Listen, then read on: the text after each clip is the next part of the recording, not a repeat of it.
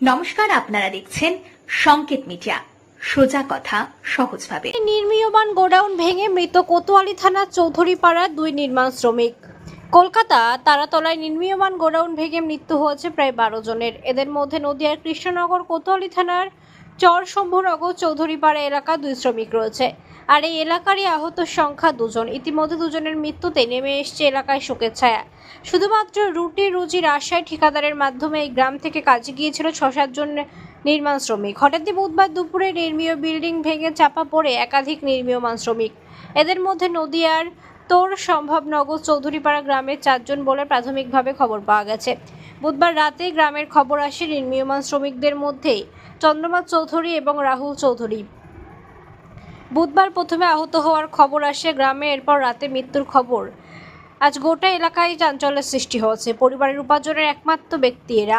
শুধুমাত্র পেটের টানে রুটি রুজির আশায় ঠিকাদারের মাধ্যমে কলকাতায় শ্রমিকের কাজে গিয়েছিল। পরিবার থেকে শুরু করে এলাকাবাসীর দাবি এই দুস্থ মৃত পরিবারের পাশে সরকার নজর দিক। ইতিমধ্যেই মৃত্যুর খবর পাওয়ার পর গ্রাম থেকে লোকজন কলকাতার উদ্দেশ্যে রওনা দিয়েছেন। কালকে কখন শুনতে পেলে এটা? 7টার সময় কি শুনলে তোমরা? শুনলাম কি বিল্ডিং পড়ে সব মানুষ ওখানে চাপা পড়ে গেছে। তার মধ্যে তোমার বাবা ছিল? হ্যাঁ, কাদের মাধ্যমে শুনলে? কে বললো তোমাদের? সব মানুষরাই বললো এখানকার। এখান থেকে গিয়েছিল? হ্যাঁ, কাদের সাথে গেছিল তোমার বাবা কাজে? এই বাড়ির পাশে তোমার বাবা কি কাজ করতো? ওই বিল্ডিং বানাতেন। তোমরা ক ভাই বোন কি বলো? 4 বোন 1 ভাই। বাড়িতে রোজগার কি করতে আপনার? বাবা আর দাদা এখন জয়পুরে আছে। সংসারে একমাত্র কি রোজগার তোমার বাবাই করতো? হ্যাঁ, হ্যাঁ, বাবাই করতো। ওকে বলতে সংসার কি চালায় একমাত্র তোমার পরিবারে? বাবা। তোমরা এখন কি চাইছো? আমরা চাই কি আমাদেরকে সরকার দেখুক। তোমার নাম? জুলি চৌধুরী। তোমরা পড়াশোনা করেছো? হ্যাঁ, কোন ক্লাসে পড়ো? 8-এ। আর বোনেরা পড়ে? হ্যাঁ, কোন ক্লাসে পড়ে? একজনা 4-এ, একজনা এই খিচুড়ি স্কুলে। কি জানতে পারলেন কাল এবং কতজন এখান থেকে গেছিল কাজে? এখানে মোটামুটি 6-7 জন গিয়েছিল কাজে। ওই তারাতলা ওখানে কাজ করতে। ওই আপনার পাইপলাইনের স্ট্রাকচারে কাজ করার জন্য গিয়েছিল।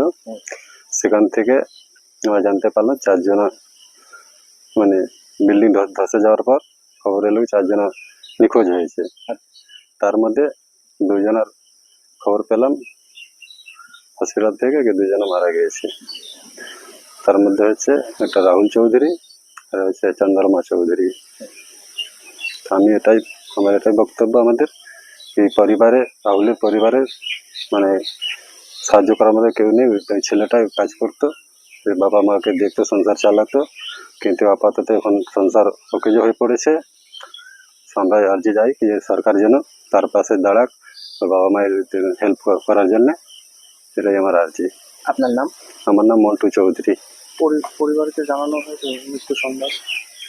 পরিবারে আপাতত এখন জানানো হয়নি, কেন কান্নাকাটি করবে, রাত মানতে বলছে, এই জন্য। কলকাতায় কি পৌঁছেছে পরিবারে? হ্যাঁ, পৌঁছেছি। সবচেয়ে প্রতিবেশী? আমি প্রতিবেশী। যিনি মারা গেছে ওনার নাম হচ্ছে চন্দ্রমা চৌধুরী। উনি তারাতলা কাজে কারো মাধ্যমে উনি গেছিল।